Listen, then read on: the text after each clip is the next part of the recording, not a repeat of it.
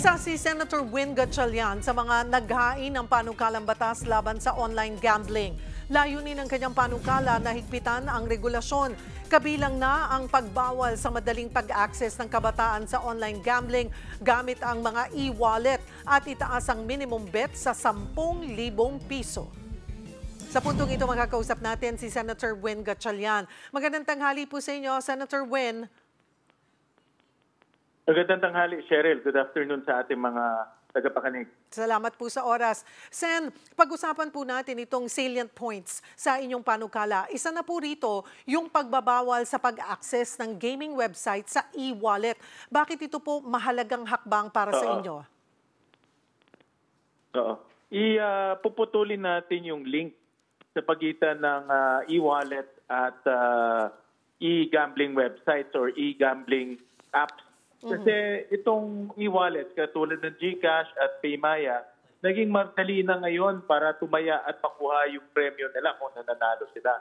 So kung meron kang GCash, pwede ka nang kagad tumaya. At ito ang naging isang dahilan kung bakit biglang dumami yung mga pumapasok sa e-gambling. Gusto nyo rin pong itaas sa 10,000 pesos yung minimum bet at 5,000 pesos yung top-up limit. Pero hindi po ba ito masyadong mataas para sa karaniwang manlalaro?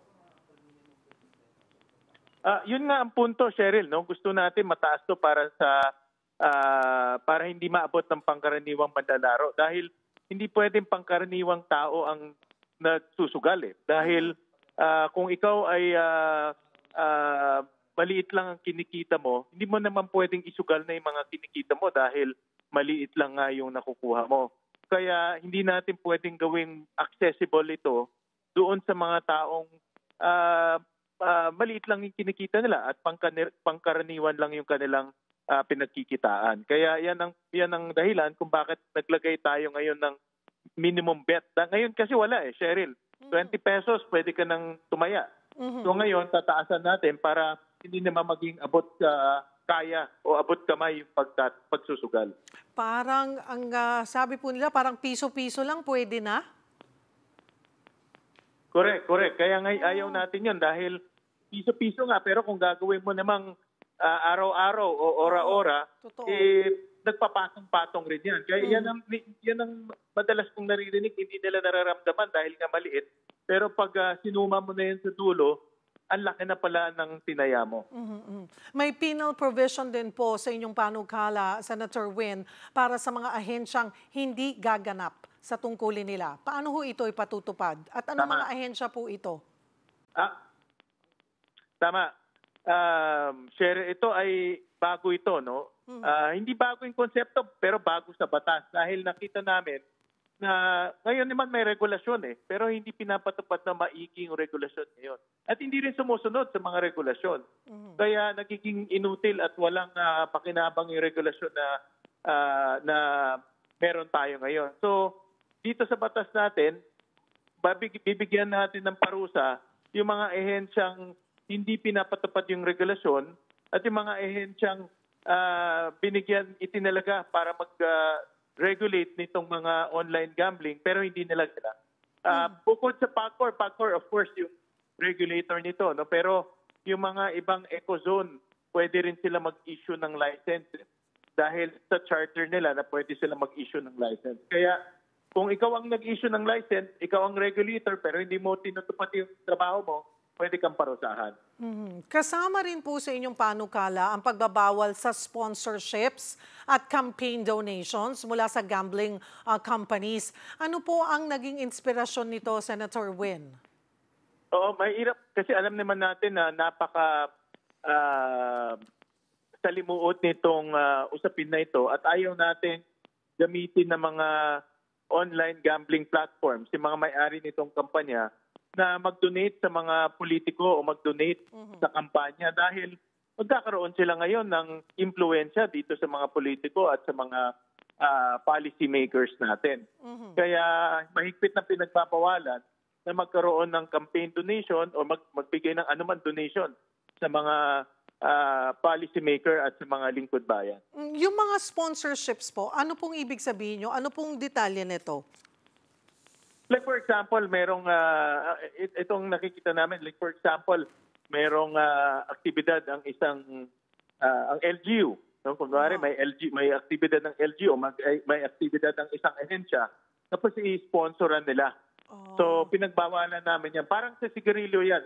Ngayon kasi is under sa batas natin sa sigarilyo, yung mga cigarette companies, hindi sila pwede mag-sponsor ng mga aktibidad ng iba't ibang ahensya dahil nga makaka-influensya ito sa mga desisyon. So ginaya namin yan dito sa e-gambling.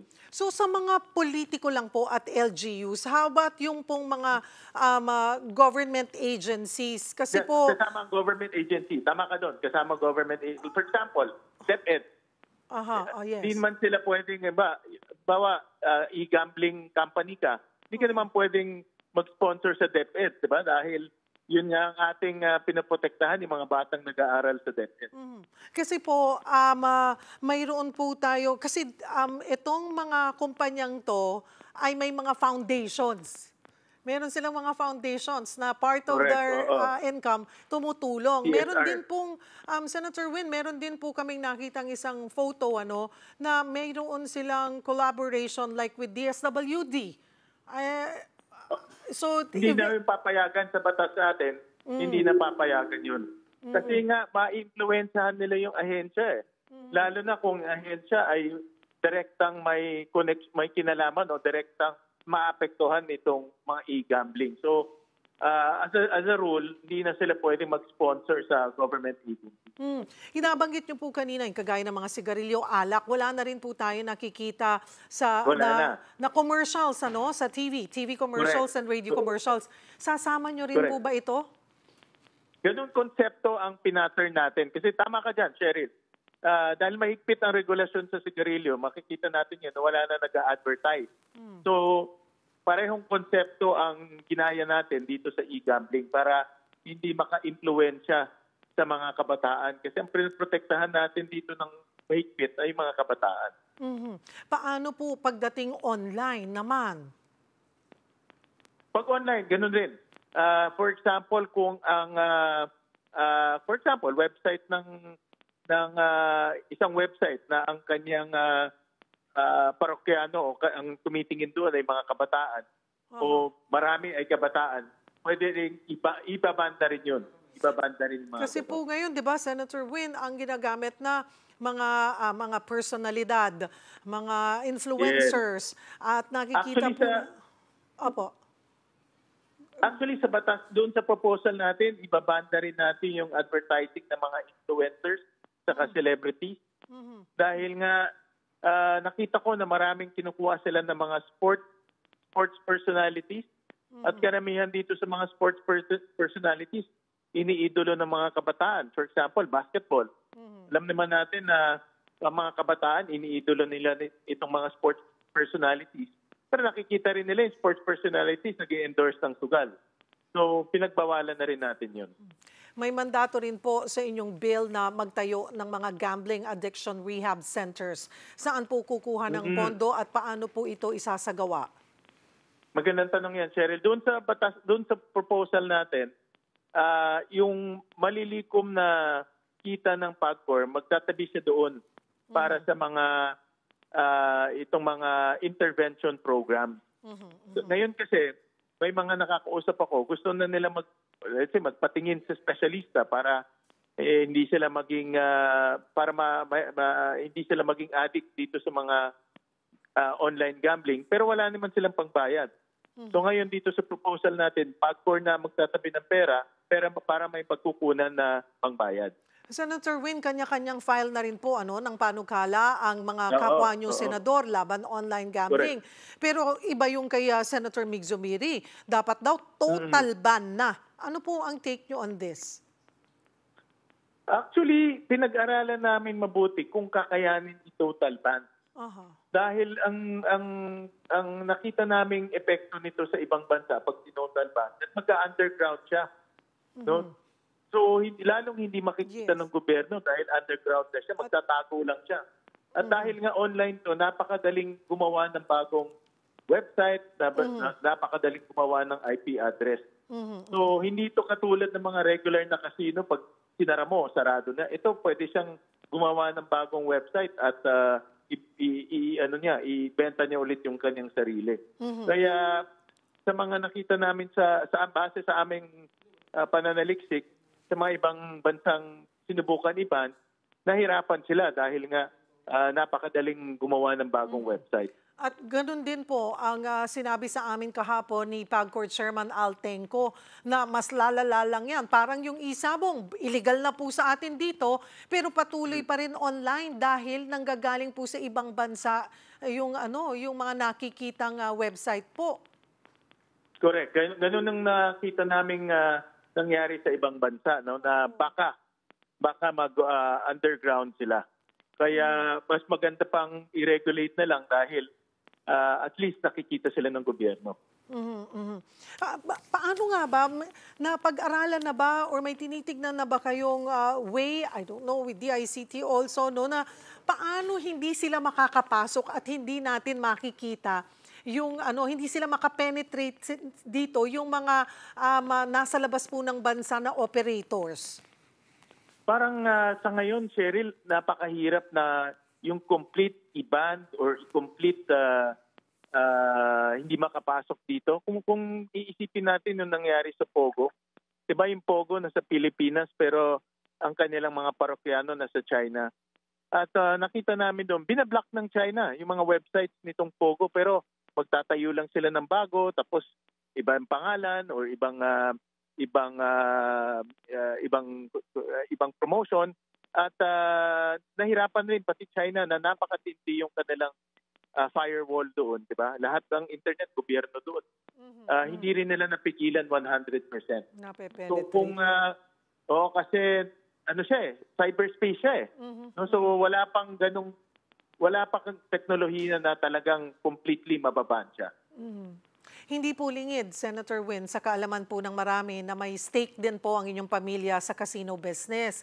Sa pagsulong po ninyo ng mas mahigpit na regulasyon sa online casino, sinasabi po ng ilan, hindi ho kaya ito conflict of interest. Though, yung sa family po yata ay actual casino naman to. I'm not sure if involved din po ito sa online gaming.